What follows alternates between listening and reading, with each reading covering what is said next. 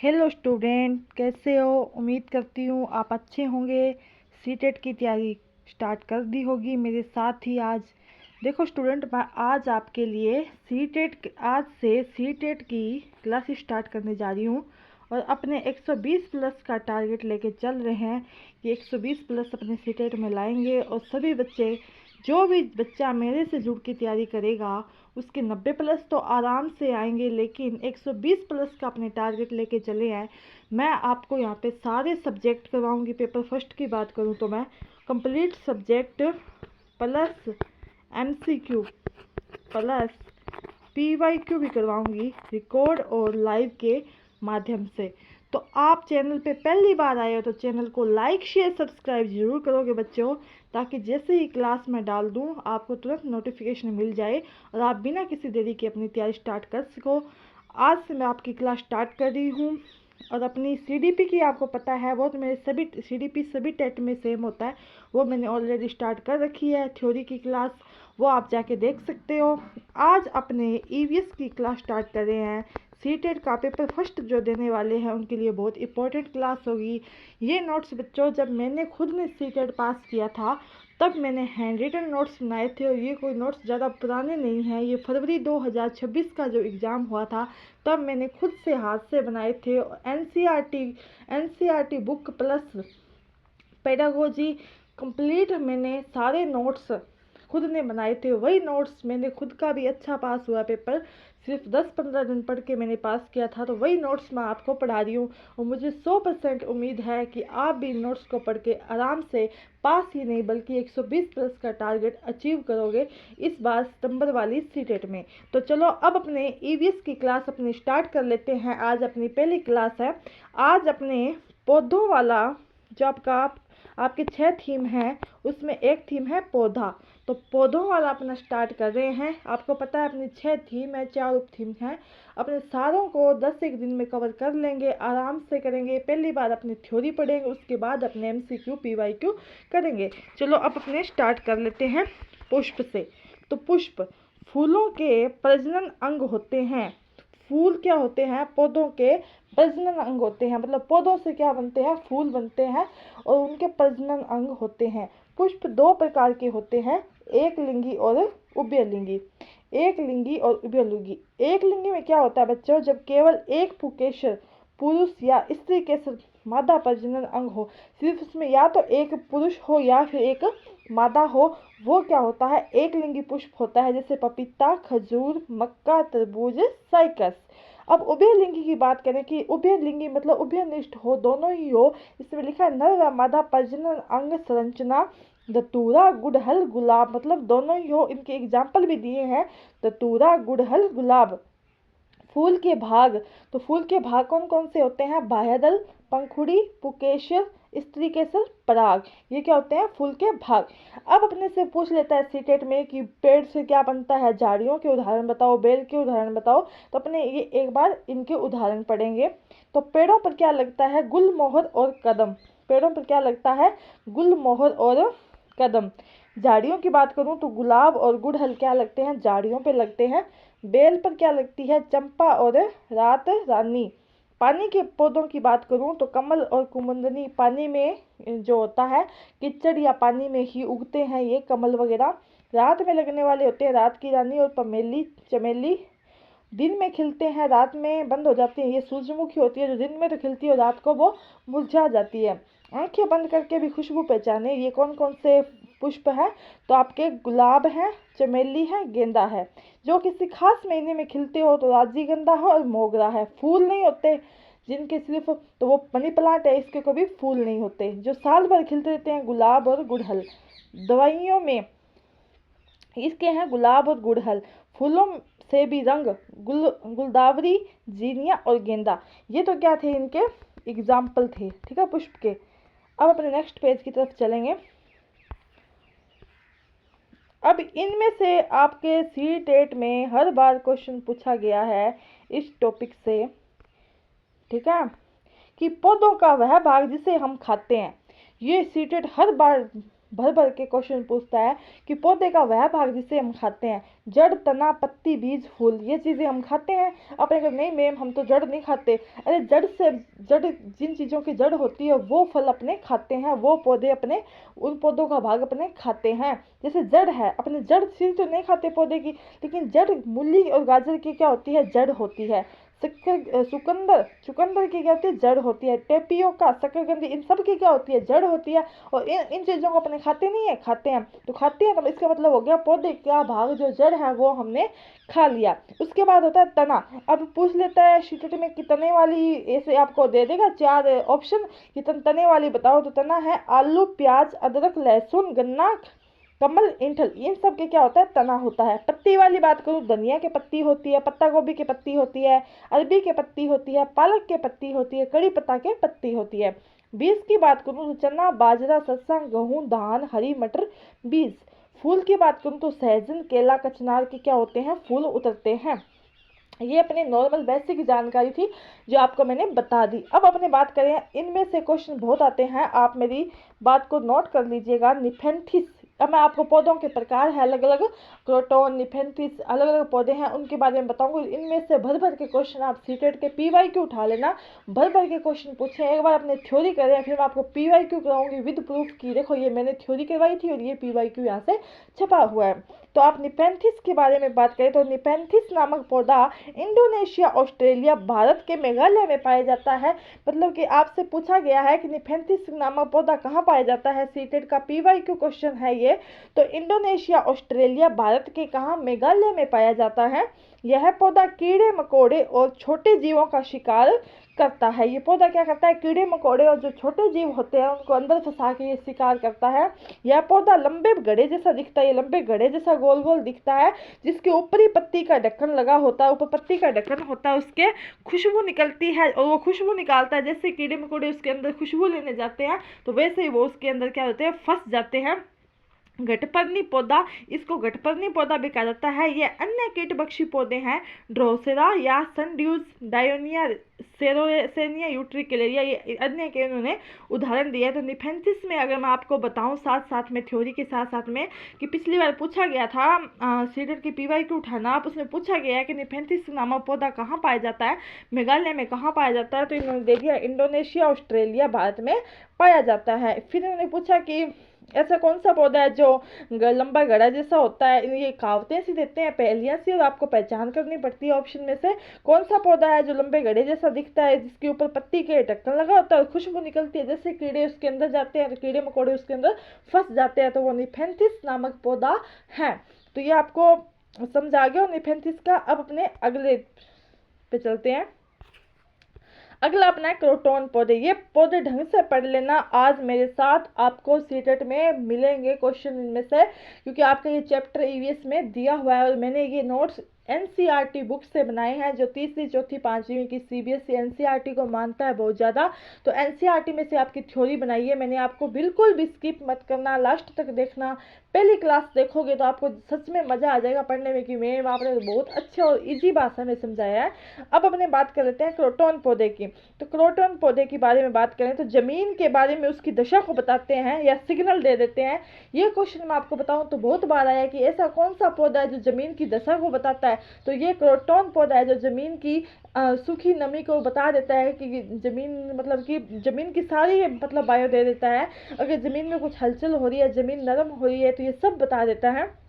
जमीन में ज़्यादा गहरी नहीं होती है ये, मिट्टी सूखने लगती है, पौधे की पत्तियां सूखने लगती है। जैसे मिट्टी सूखेगी तो इस पौधे की पत्तियां भी क्या सूखने लग जाएगी। अगर मिट्टी है मतलब गिल्ली होगी तो पौधे की पत्तियां भी हरी हो जाएगी। ये सिग्नल दे देती है झड़ने लग, जैसे अगर पत्तियां सूखने लगती है और झड़ने लगती है, अगर मतलब मिट्टी सूख गई तो ये मतलब मैंने ये बताया कि ज़मीन के बारे में ये दशा बता देते हैं उसकी कि इसकी क्या हालत है। तो जैसे ज़मीन सूखेगी तो वैसे वैसे पत्तियां झड़ने लग जाएगी और पत्तियां भी सूख जाएगी। मिट्टी का पता चल जाता है जब मिट्टी सूख रही है, तो ये एक प्रकार का सिग्नल होता है। मैंने आपको बता दिया क्रोटोन पौधा जमीन का सिग्नल देता है, ये भी बहुत इंपॉर्टेंट है, आप याद कर लेना। अब अपने बात करते हैं रेगिस्तानी ओक की। तो रेगिस्तानी ओक की बात करूं मैं, ऑस्ट्रेलिया में रेगिस्तानी ओक पेड़ पाया जाता है। अभी रेगिस्तानी ओक का बहुत बार क्वेश्चन पूछा गया कि रेगिस्तानी ओक पेड़ पाया कहाँ जाता है, तो आपको पता होना चाहिए ऑस्ट्रेलिया में पाया जाता है। कहाँ पाया जाता है? ऑस्ट्रेलिया में, जिसकी ऊंचाई क्या होती है? 11 से 12 फीट होती है। इसकी पत्तियां बहुत कम होती है, इनकी पत्तियां बहुत कम होती है, ऊंचाई 11 से 12 फीट होती है उनकी। इसकी जड़ें जमीन के अंदर 250 से 300 फीट तक होती है। जब तक पानी तक ना पहुंच जाए पेड़ के तने में जमा होता रहता है। ये आपको मैंने बता दिया रेगिस्तानी ओक के बारे में। अपने सारे पौधे पढ़ रहे हैं, मैंने आपको निफेंथिस पौधा पढ़ा दिया, क्रोटोन पढ़ा दिया, रेगिस्तानी ओक पढ़ा दिया। अब नेक्स्ट अपना क्या है? बरगद। अपना क्या है? बरगद। बरगद के पेड़ की लटकन उसकी जड़ें होती है। बरगद का पेड़ आपने देखा होगा अपने आसपास। बरगद के पेड़ की जो लटकन होती है उसकी जड़ें होती है, ऐसे जड़ें ऐसे लटकती रहती है लंबी लंबी। तो ये टहनियों से निकलती है और बढ़ते बढ़ते जमीन के अंदर चली जाती है। टहनियों से निकल के ये झुका हुआ रहता है, ये पूरा ही ऐसे लटकन है इसकी। ये जड़ें मजबूत खंभों की तरह पेड़ को सहारा देता है। ये जड़ें इनकी मजबूत होती है, इससे खंभों की तरह पेड़ को क्या देती है? सहारा देती है। इन जड़ों के ही खड़े होने से ये पेड़ खड़ा देता है। देखो इसे उल्टा हो जाता है ये, इसकी जड़ें नीचे नीचे लंबी लंबी लटकती जाती है और जमीन के अंदर तक चली जाती है। ये अपने पढ़ लिया बरगद के बारे में। अब यहाँ से पूछा जाता है क्वेश्चन कि विदेश से आने वाली सब्जियां बताओ। ठीक है, आपको सब्जियों के उदाहरण दे देगा कि ये कौन से देश से आई है। तो विदेश से आने वाली सब्जियों को हम पढ़ेंगे हरी मिर्च, टमाटर, आलू, ये तो आए हैं आपके साउथ अमेरिका से। गोभी, मटर, ये आपके हैं यूरोप से। कॉफ़ी बीन्स, भिंडी, ये आपकी अफ्रीका से आई है। सोयाबीन आपकी चीन से आई है। ये आपको सब्जियां भी याद कर लेनी है कि कहाँ से कौन सी सब्जियां आई है। अब अपने बात करते हैं पौधों का वह भाग जिसे हम खाते हैं। मैंने आपको पहले पढ़ा दिया, दोबारा मेरे से नोट हो गया, दोबारा पढ़ लीजिए। जड़ आपकी मूली, गाजर, चुकंदर, टेपियोका, शकरकंदी। तना आपका आलू, प्याज, अदरक, लहसुन, गन्ना, कमल, इंडल। पत्ती की बात करूँ धनिया पत्ता, गोभी, अरबी, पालक, कड़ी पत्ता। प्याज की बात, ये क्या था?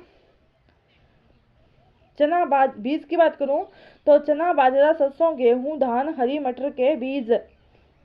फूल की बात करूं तो सहजन, केला, कचनार, ये आपके मैंने पहले पढ़ा दिया था। अब अपने नेक्स्ट पेज के चलते हैं। ये देखो झूम खेती। झूम खेती के बारे में पढ़ेंगे अपने। अब पौधों में मैंने आपको फसल और खेती कंबाइन कर दी आज। झूम खेती। झूम खेती का तरीका बहुत अलग है। एक फसल काटने के बाद जमीन को कुछ साल तक ऐसे ही छोड़ देते हैं, उसमें खेती नहीं करते। झूम खेती क्या होती है? जैसे आपने एक बार फसल कोई बोई, ठीक है, उसको काट ली, तो जमीन को कुछ साल तक खाली छोड़ देंगे, उसमें खेती नहीं करेंगे। ये क्या होती है? झूम खेती होती है। इस जगह जो बांस या जंगल उग जाता है, जब खाली पड़ी रहेगी तो कुछ ना घास फूस तो उगेगा ही। जैसे वो उग जाता है तो उसे उखाड़ते नहीं, बस गिराकर जला देते हैं। मतलब जो भी घास फूस उगेगा, जो भी बांस जंगल उगेगा, उसको उखाड़ेंगे नहीं अपने कोई करोती वगैरह से, उसे वहीं पे क्या करेंगे?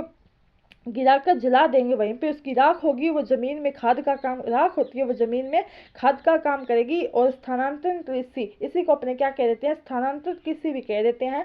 झूम खेती या उत्तरी पूर्वी पर्वतीय तथा आदिवासी क्षेत्रों में की जाती है। झूम खेती कहाँ की जाती है? तो उत्तर पूर्वी पर्वतीय या आदिवासी क्षेत्रों में झूम खेती की जाती है। जनजातीय कृषि भी वहीं की जाती है। कुड़ुक झारखंड की एक आदिवासी जनजाति है। कुड़ुक भाषा में जंगल को क्या कहते हैं? तोरांग कहते हैं। ये आपकी एनसीईआरटी से में लाइन उठाई गई है। कुड़ुक झारखंड की क्या है? एक आदिवासी जनजाति है। और कुड़ुक भाषा में जंगल को क्या कहते हैं बच्चों?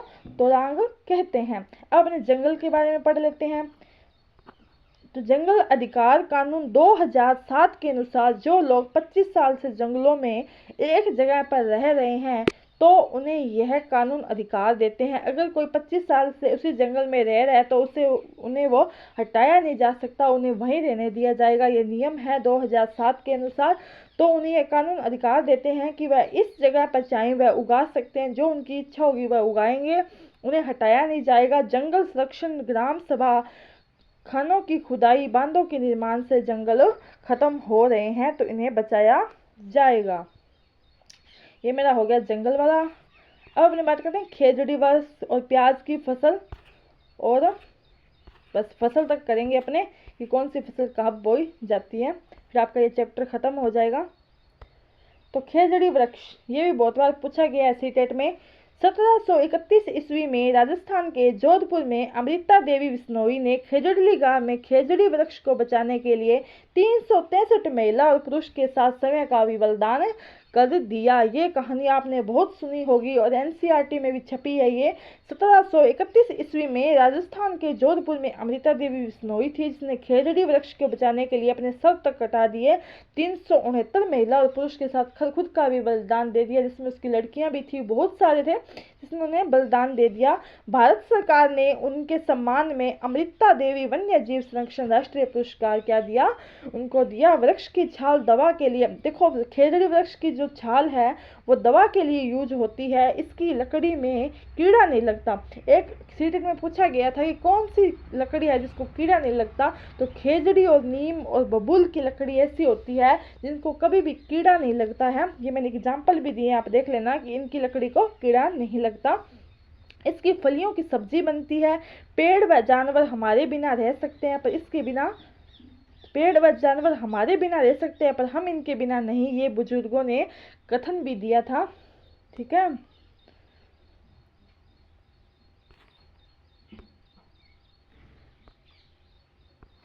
प्याज की फसल बसवा वेलबनिका कर्नाटक गांव से थी।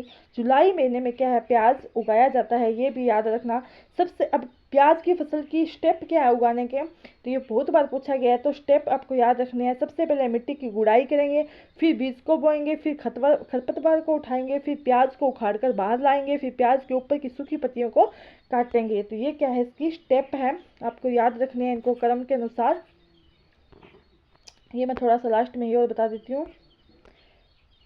ये है फसल, तो खरीफ रबी जायद फसलें 3 प्रकार की हैं। जो खरीफ की फसल है वो जून जुलाई में बोई जाती है और नवंबर दिसंबर में काट ली जाती है। ज्वार मूंग मक्का ये सब क्या है, खरीफ फसल के एग्जाम्पल है। रबी की बात करूँ तो अक्टूबर नवंबर में अपने बोते हैं, मार्च अप्रैल में अपने काट लेते हैं, जैसे आलू जौ चना गेहूँ सरसों सब। जायद की बात करूँ तो मई जून में बोते हैं, जून जुलाई में जुलाई अगस्त में काट लेते हैं। तो खरबूजा तरबूज लौकी, ये आपको फसलों के पता होना चाहिए, क्योंकि एग्जाम्पल देके पूछ सकता है कब बोई जाती है कब काटी जाती है और कौन सी फसल किस फसल का उदाहरण ऐसे दे दिया। सरसों चना गेहूँ किस फसल का है, तो रबी का है ना। उसके बाद है फसल की कटाई से संबंधित त्योहार। जब फसल की कटाई होती है तो कौन कौन से त्योहार कहाँ मनाए जाते हैं ज़्यादा, तो मकर संक्रांति की बात करूँ तो यूपी बिहार मध्य प्रदेश गुजरात राजस्थान पंजाब हरियाणा हिमाचल प्रदेश उत्तर प्रदेश में मनाए जाते हैं।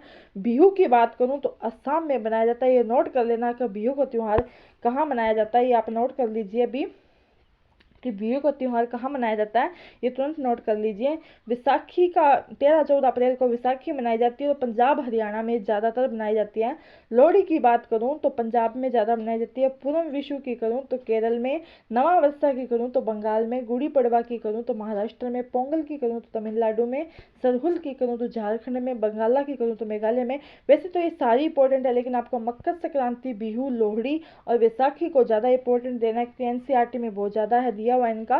तो आपको बिहू का तो याद रखना है, बिहू उत्सव असम में मनाया जाता है, तो आपको ये याद रखना है। और आज अपने फसलों वाला चैप्टर कर लिया है।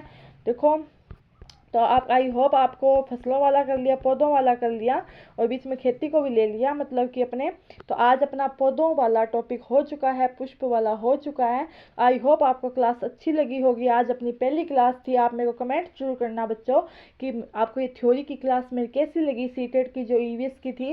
देखो मैंने आपको बताए भी हैं, इनमें से सीटेट के क्वेश्चन बहुत सारे छपे हैं ईवीएस में, तो मैंने वही एनसीईआरटी से नोट्स उठाए हुए हैं आपके, और ये मेरे खुद के नोट्स तैयार किए गए हैं जो मैं आपको पढ़ा रही हूँ। तो आई होप आपको ये क्लास अच्छी लगी होगी। अगर आप चैनल पे पहली बार आए हो बच्चों तो लाइक शेयर सब्सक्राइब जरूर करना, अपने दोस्तों तक भी शेयर करना जो इस बार सीटेट देंगे, ताकि उनके लिए भी यूजफुल हो। ये क्लास नए बच्चों के लिए पुराने बच्चों दोनों के लिए। अगर कोई पुराना बच्चा है जो 1-2 बार बार रह रहा है तो मेरे से वैसे भी मेरे से मतलब मार्क्स मुझे अपनी बता के भी मैं रह रहा हूँ बार बार, मैं 1-2 नंबर से तो मैं उनकी कमियों को भी बता देती हूँ। आप मेरे को कमेंट कर सकते हो कि हमारा पास नहीं हो रहा। अगर नहीं फ्रेश कैंडिडेट हो आप, तो फ्रेश कैंडिडेट के लिए मैंने ये क्लासेस स्टार्ट की। अगर कोई पहले बच्चा ऐसा है कि उनका 1-2 बार से रह गया तो वो भी मेरे क्लासेस को ले सकते हैं।